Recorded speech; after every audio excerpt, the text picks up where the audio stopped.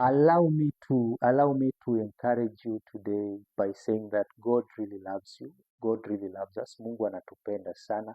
Ndio maana utakuta in some situations katika safari yetu ya maisha, Mungu anaamua kukupatia neno yeye mwenyewe, kwa sababu ya zile changamoto unazozipitia. Anaamua kukutia moyo kwa sababu wewe ni mtoto wake, anakupenda kiasi hicho. Kwa mfano, I was going through some situations, some challenges in life, na Mungu akashuka yeye mwenyewe, hakutumana, akanipatia neno in Proverbs 18:10.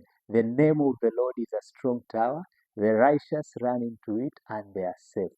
Imagine when you want to know somebody, unaona jina la mtu linatupatia the character of a person, linatupatia tabia, linatupatia sifa ya mtu. So Mungu anajitukuza ama anajidhihirisha katika maisha yetu kupitia katika majina yake. Kwa mfano, Jehovah Jireh, yeye ni he's a provider.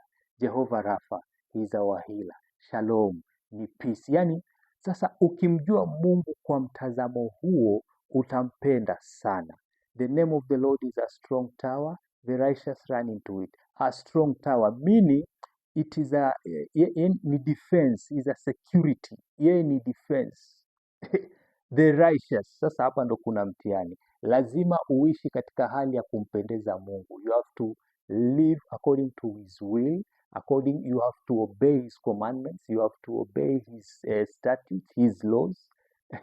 And the righteous are safe in the name of the Lord. Sasa ukiishi maisha ya kumpendeza, ndio utapata ile garantii ya safety pale mwisho.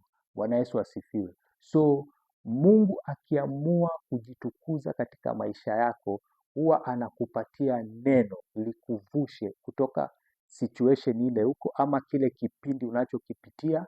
Basi utakuwa unalikumbuka lile neno, linakutia moyo, unasema kweli, the name of the Lord is a strong tower, the righteous run into it and they are safe. Sasa unakutana na mambo, unajikuta hauna pesa, the name of the Lord is a strong tower. Jehovah Jireh, he provides for you. Unajikuta pengine wewe ni mgonjwa, the name of the Lord is a strong tower. Jehovah Rapha, anakuponya. Unajikuta hauna amani, pengine mtu amekukwaza, umekosana na mtu, yeye is Jehovah Shalom. Yeye ni Mungu wa amani, anakutia amani.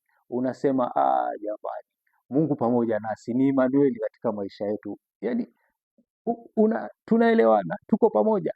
Kwa hivyo muda katika hali yoyote ya maisha yako, likimbilie jina la Bwana, na Mungu atubariki.